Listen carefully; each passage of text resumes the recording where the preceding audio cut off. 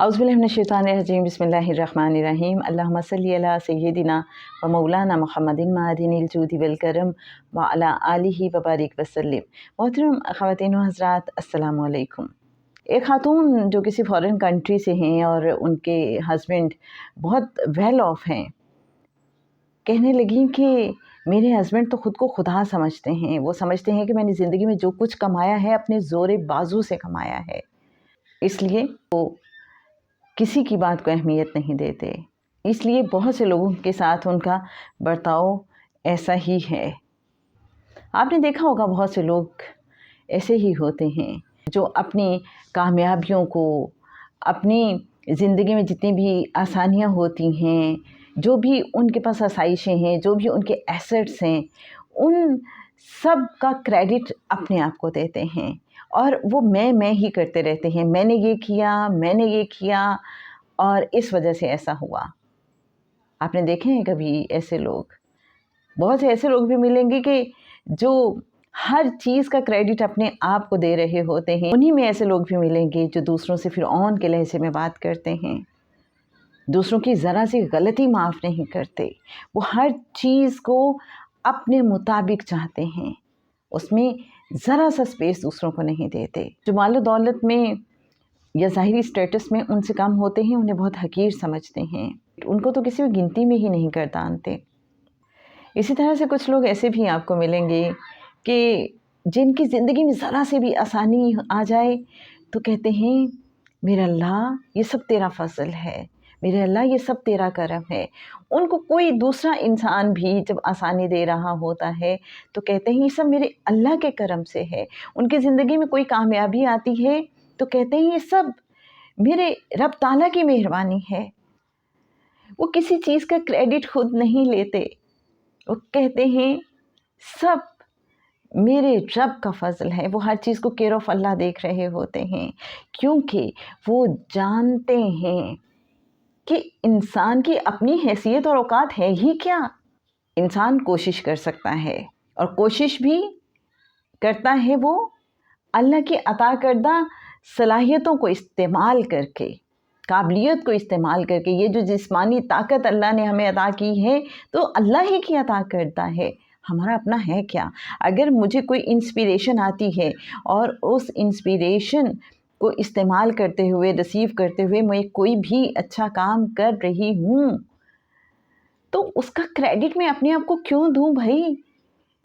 जिसने मुझे इंस्पिरेशन अता की, आगाज़ तो वहाँ से हुआ। वो मुझे इंस्पिरेशन ना देता, फिर वो मुझे जिस्मानी ताकत ना देता, वो मुझे सलाहियतें अता ना करता, वो मुझे काबिलियत अता ना करता, वो मेरे लिए वसाइल मुहैया ना करता, तो क्या मैं कोई काम कर सकती थी? यकीनन नहीं, पॉसिबल ही नहीं है। हम जो अपने इख्तियार की बात करते रहते हैं, ज़रा सोचिए, ज़रा गौर कीजिए कि जो हमारे पास इख्तियार है क्या वो भी हमारा अपना है? वो भी अल्लाह का अता करदा है भाई।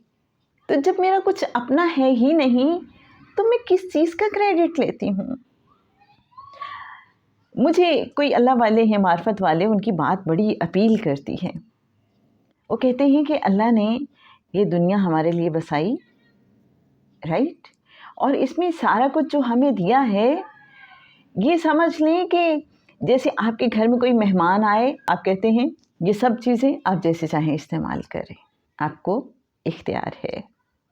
एक चीज़ भी अगर मैं खुद से क्रिएट नहीं कर सकती तो किस चीज़ का क्रेडिट मैं दूँ खुद को। एक इंसान जब कोई इन्वेंशन करता है, ईजाद करता है, वो समझता है कि मैंने नए सिरे से कोई चीज़ ईजाद की है। सैयद सरफराज अहमद शाह साहब से पहली बार हमने ये डिफरेंस सुना। उन्होंने फरमाया कि दुनिया में कोई चीज़ भी ईजाद नहीं होती, हम कहते ज़रूर हैं कि हमने ये ईजाद किया, ये इन्वेंट किया, असल में तो सब दरियाफ्त ही है। देखिए, ये एक चीज़ों को देखने का ज़ाविया है, ज़ाविया निगाह है, क्योंकि पहले से वो चीज़ कहीं मौजूद है, उसको डिस्कवर किया गया है। इस दुनिया में जब भी कोई इंसान कोई नई चीज़ बनाता है तो वो पहले से अवेलेबल किसी न किसी मैटर को यूज़ करता है, किसी मटेरियल को यूज़ करता है। جس چیز کو وہ سمجھ رہا ہوتا ہے کہ اس چیز کو میں نے ہی بنایا ہے، یہ جو میٹر ہے، یہ مٹیریل ہے، یہ آرٹیکل ہے، یہ بالکل ایک نئی چیز ہے، تو جناب وہ بھی نئی چیز نہیں ہوتی۔ کیوں نہیں ہوتی نئی چیز؟ اس لیے کہ وہ جس چیز سے بنا اس کے لیے را فارم میں کوئی مٹیریل پہلے سے اویلیبل تھا جس کو یوٹیلائز کیا گیا ہے۔ تو یہ انسان کیوں میں پڑ جاتا ہے؟ کیوں سارے کریڈٹس خود لینا چاہتا ہے؟ کیوں کہتا ہے میں نے یہ کیا، میں نے وہ کیا؟ انبیاء کے قصے جب قرآن پاک میں ہم پڑھتے ہیں، ان کی قوموں کا حال پڑھتے ہیں، بہت سے پھر جو واقعات ہیں، ہمارا تھرسڈے کو سیشن بھی ہوتا ہے اتصال النبی صلی اللہ علیہ وآلہ وسلم کے حوالے سے، اور جب سے یہ شروع کیا ہے تو میرے اپنے نالج میں اضافہ اللہ تعالیٰ نے کیا، اور بہت ساری چیزوں کو ایک نئے زاویے سے سمجھنے کا موقع ملا۔ اب آپ یہ دیکھیے، وہ قوم عاد ہو، سمود ہو، جن کو بڑا اپنے زور بازو پہ ناز تھا، وہ بھی یہی کہتے تھے۔ اسی طرح سے آج کل حضرت موسیٰ علیہ السلام کا واقعہ ہم پڑھ رہے ہیں، تو اس میں بھی آپ دیکھیے فرعون خود کو خدا سمجھتا تھا۔ جب پھر لوگ سرکشی سے باز نہیں آتے، اپنی میں کو چھوڑتے ہی نہیں، خود خدا بن کے بیٹھ جاتے ہیں، تو ہوتا کیا ہے؟ بہت سے واقعات میری نظروں کے سامنے گھومنے لگے۔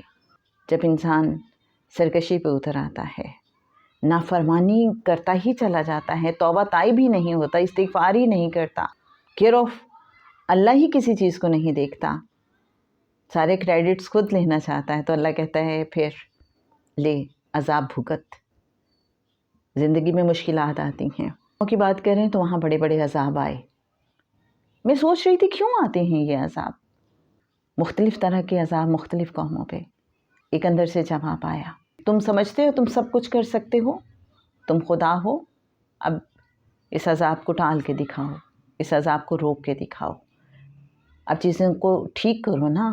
فرعون تو نہ ٹھیک کر سکا، قومیں عاد اور سمود تو اس عذاب کو روکنے کے لیے کچھ نہ کر سکی۔